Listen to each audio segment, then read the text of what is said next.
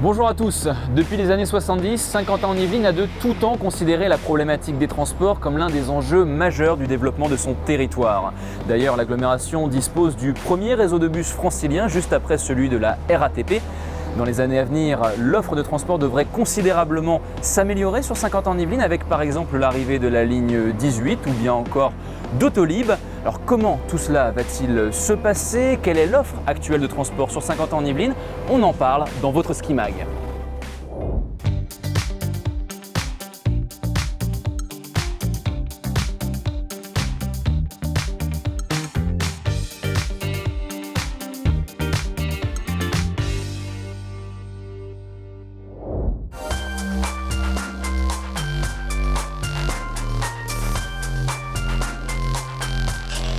La question des transports et de la mobilité fait véritablement partie de l'ADN de Saint-Quentin-en-Yvelines.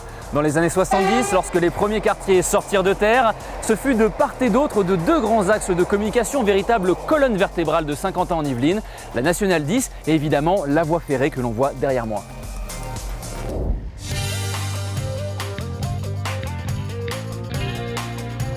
Depuis, les voies de communication se sont multipliées sur Saint-Quentin-en-Yvelines.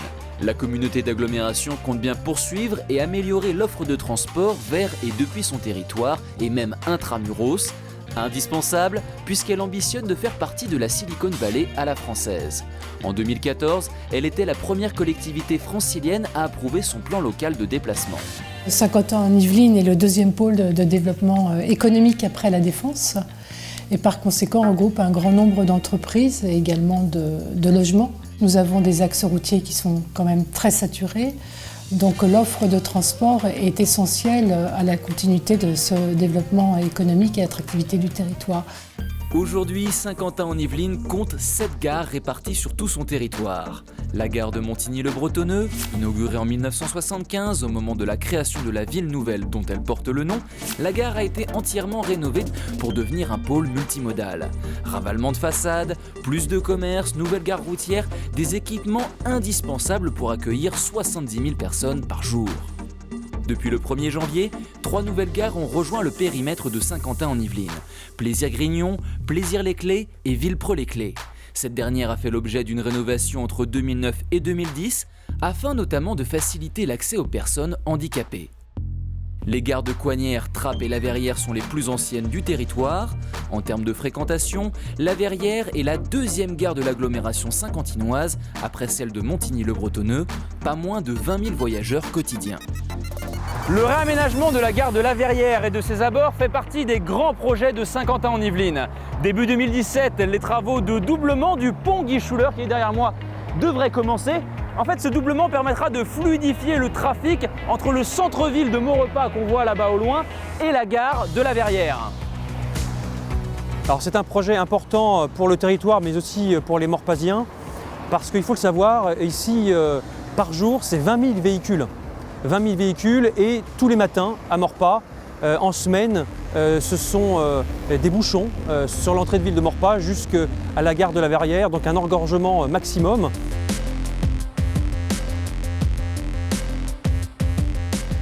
Et pour comprendre le calvaire enduré par de nombreux automobilistes, je vous propose une petite expérience. Donc là, je pars du centre-ville de Maurepas et mon objectif c'est de rejoindre la rédaction à Guyancourt en passant par la RN10. Donc pour ça, je vais devoir franchir le pont Guichouleur. Et vous voyez, j'ai à peine fait quelques mètres que déjà ça coince. Alors, aujourd'hui, je suis plutôt chanceux parce que j'aurais pu me retrouver bloqué dès le rond-point d'entrée de ville. Ça arrive très régulièrement. Donc maintenant, il ne me reste plus qu'à prendre mon mal en patience. Là, on arrive à proximité du fameux passage piéton qui crée en général les embouteillages. Ça fait plus de 10 ans que l'agglomération de Saint-Quentin est sur le projet qui voit enfin le jour puisque les travaux vont commencer l'année prochaine, début 2017, pour 26 mois. Donc 26 mois de travaux, ce n'est pas rien. Il y a vraiment le pont à doubler, des aménagements de voirie à créer, même en termes qualitatifs, ça va tout changer. Puisque là, derrière moi, nous avons quand même un urbanisme vieillissant qui a plus de 40 ans. Donc là, c'est vraiment une opportunité aussi pour améliorer le cadre de vie des habitants. Alors concrètement, qu'y a-t-il dans ce projet qui coûtera environ 12 millions d'euros?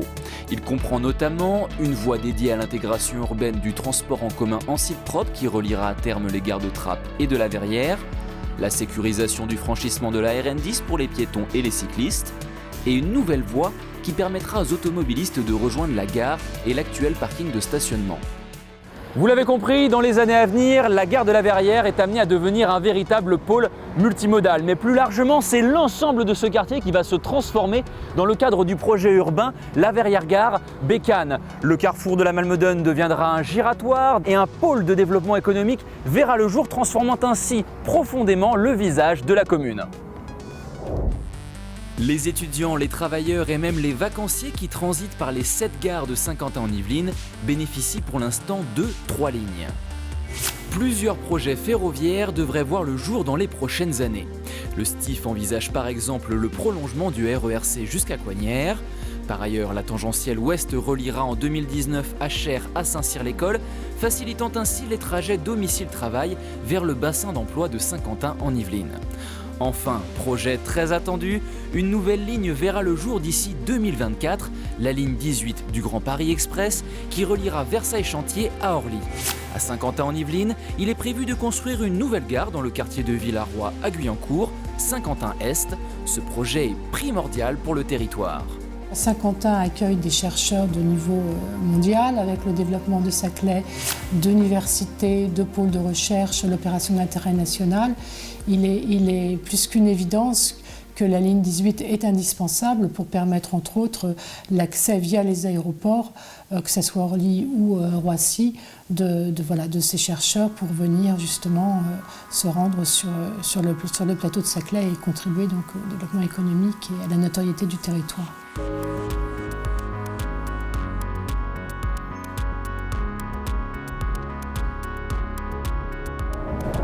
Saint-Quentin-en-Yvelines, c'est également un formidable réseau de bus baptisé Skibus. Alors, il existe depuis 1975 et il s'agit du premier réseau de bus en Ile-de-France, juste après celui de la RATP. Aujourd'hui, il compte 39 lignes qui desservent presque l'intégralité de la communauté d'agglomération. Mais ça devrait prochainement changer puisque, vous le savez, Saint-Quentin-en-Yvelines compte désormais 12 communes et donc le réseau devrait évoluer en prenant en compte les nouvelles frontières de la communauté d'agglomération. Il s'est avéré que la convention qu'il y ait le Skybus et Ourtoul avec la Casquie, c'est-à-dire les territoires historiques, est caduque à la fin de cette année. Donc plutôt que de la reconduire uniquement avec les territoires historiques, nous avons souhaité l'élargir aux territoires entrants, de façon à ce que les 5 communes puissent aussi bénéficier d'un réseau de bus digne de ce nom. On veut profiter de cette dynamique pour justement remettre à plat le réseau et avoir des lignes de bus qui soient plus cohérentes, qui soient plus fréquentes également, parce que plus il y a de bus, plus les gens effectivement vont utiliser ce mode de déplacement. Et donc un appel d'offres est lancé pour un appel à projet, pour un diagnostic de l'existant et une refonte de l'ensemble du réseau avec la prise en compte de tout le nouveau territoire. Mais ce n'est pas là le seul changement. La gestion de vos trajets devrait être prochainement facilitée grâce à la modernisation du système d'aide à l'exploitation et d'information des voyageurs. Alors ça coûtera 3 millions d'euros de travaux, des travaux nécessaires puisque l'ancien système date d'il y a 12 ans et que depuis, le réseau s'est considérablement développé. Ce système a 2 fonctions principales. La première, c'est de géolocaliser les véhicules sur le territoire de Saint-Quentin-en-Yvelines, pour permettre aux agents d'encadrement de réguler les lignes d'autobus, les passages, de gérer les incidents sur ligne. Et la deuxième fonction principale, c'est d'informer les clients. Nous allons déployer, avec l'aide de la communauté d'agglomération, 158 bornes disséminées sur l'ensemble des territoires. Et ces bornes d'information permettront aux clients de connaître les 2 prochains passages des autobus, de connaître bien sûr l'heure, et ils pourront avoir des messages à titre commerciaux ou au niveau des problématiques d'exploitation du réseau.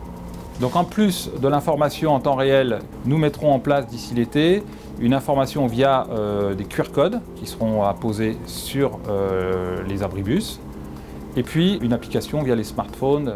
La modernisation du système d'aide à l'exploitation et d'information des voyageurs se fera cet été.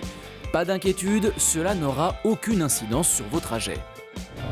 Tout à l'heure, je vous parlais du futur transport en commun en site propre qui reliera les gares de Trappes et de la Verrière.